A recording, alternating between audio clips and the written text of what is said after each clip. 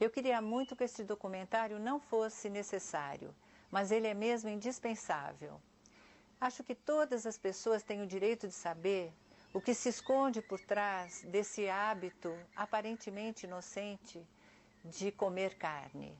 Pode parecer um ato banal, mas ele interfere diretamente na sua saúde, no nosso meio ambiente e no bem-estar dos animais. É isso que nós vamos mostrar nesse vídeo.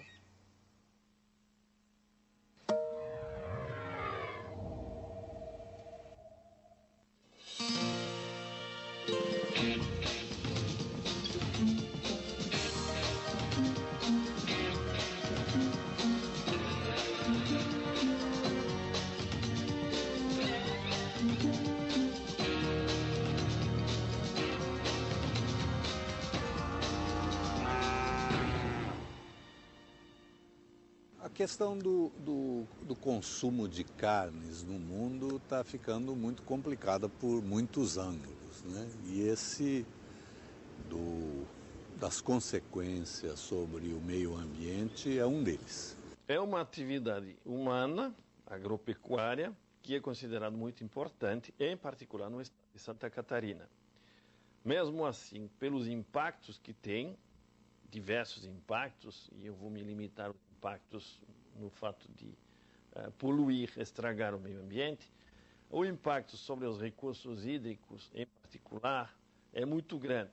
Em 7 anos, dobrou a produção mundial de carne. Ela passou para 250 milhões de toneladas anuais. E isso produz um efeito muito complicado sobre o meio ambiente. Quer dizer, exige cada vez mais área, exige cada vez mais água. O consumo de carne hoje é o maior problema ambiental e social do planeta, ainda que a gente não leia dessa forma. Mas esse é o problema número 1 do planeta hoje. Se a gente quiser resolver o problema da camada de ozônio, o problema da fome no planeta, se a gente quiser resolver o problema da distribuição de renda, da concentração de renda, nós temos que trabalhar o consumo da carne, por mais absurdo que isso possa parecer. Em 50 anos, o rebanho bovino no mundo se multiplicou por 5, passou para 6 bilhões de cabeças. O rebanho de aves passou para 16 bilhões de animais. Santa Catarina, para se limitar à população deste estado, tem uma população humana em torno de 5 milhões de habitantes. Bom, a população suína do estado equivale a 45 milhões de habitantes. Nós vamos ter mais boi que gente no planeta. No Brasil nós estamos ali, quantidade de boi e de gente, né? Se a gente falar de porcos, galinhas, aí a coisa já passou faz muito tempo. Mas na pecuária, na Amazônia, hoje existem 35 milhões de cabeças de gado na Amazônia, existem 22 milhões de habitantes, né? Neste momento mesmo está em discussão a questão do avanço da fronteira agropecuária na Amazônia. Está muito claro uma coisa, a pecuária foi a principal responsável pelo desmatamento da Mata Atlântica, foi a principal responsável pelo desmatamento da Caatinga e foi o principal fator de desmatamento do Cerrado e agora da Amazônia. Ainda uma outra consequência é a de infiltração nos lençóis freáticos e nos aquíferos subterrâneos dos medicamentos e dos hormônios que têm sido usados com as criações. Isso está se tornando um problema muito grave. A população de suínos é o equivalente a 45 milhões de humanos, pelas dejeições que são 7, 8 vezes o que produz um humano por dia. Isso vai para onde? Vai para pequenos açudes ou, hoje em dia, algumas esterqueiras, e eu digo algumas porque, apesar de diversos programas, não tem um tratamento conveniente. Então, vai para recursos hídricos, para a diluição, para diversas disposições finais que não são convenientes. Chegam ao mar 100 milhões de toneladas de nutrientes por ano. E isso está provocando uma disseminação descontrolada de algas que, no processo de decadência, de degenerescência e no que afundam, elas também têm graves efeitos sobre a biodiversidade. Em Santa Catarina, os rios estão poluídos a mais de 90%. Os últimos rios classe 1 no estado estão disputados por algumas empresas que, depois de instaladas, exigem uma espécie de monopólio da água por causa da qualidade e elas não deixam de poluir. Então a água doce do planeta está sendo comprometida pela pecuária, basicamente. Fora o que o boi, em termos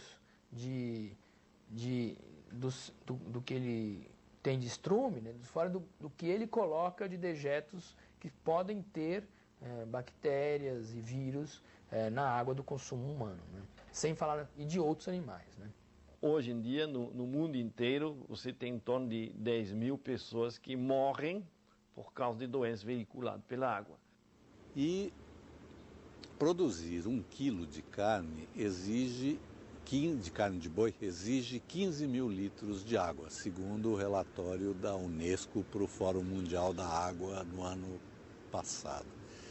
Enquanto isso, para produzir 1 quilo de cereal, se produz com 1.000 e poucos litros de água.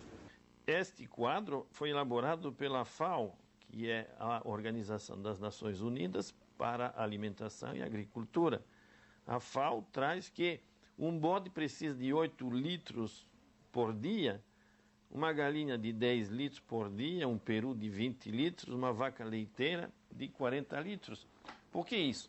Porque considera o total da água necessária para completar o ciclo de criação desse produto. Você, quando exporta 1 quilo de frango, 1 quilo de carne suína, 1 quilo de milho, você está exportando a água que serviu para isso. Tem países que não podem mais se sustentar, não podem mais produzir os alimentos de sua população, simplesmente porque não tem água suficiente para isso. O desmatamento e as queimadas na Amazônia, que são em função desse avanço da fronteira agropecuária, já respondem pela emissão de 200 milhões de toneladas anuais de dióxido de carbono. Isso significa 2/3 das emissões brasileiras de gases que intensificam o efeito estufa. A gente só fala em CO2, né, dióxido de carbono, mas não é verdade. Tem os aerossóis, tem o metano, o CH4, né, e tem o CO2.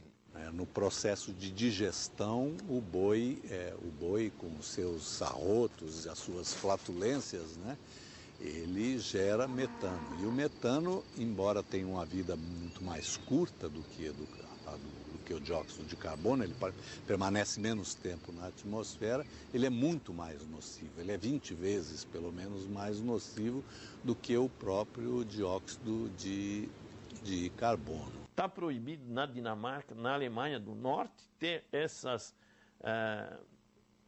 instalações de produção de suíno, porque é impossível lidar com as consequências dessa poluição.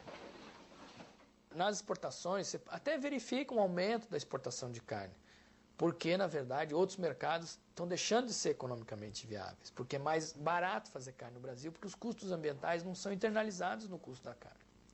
O custo ambiental de desmatar a Amazônia não está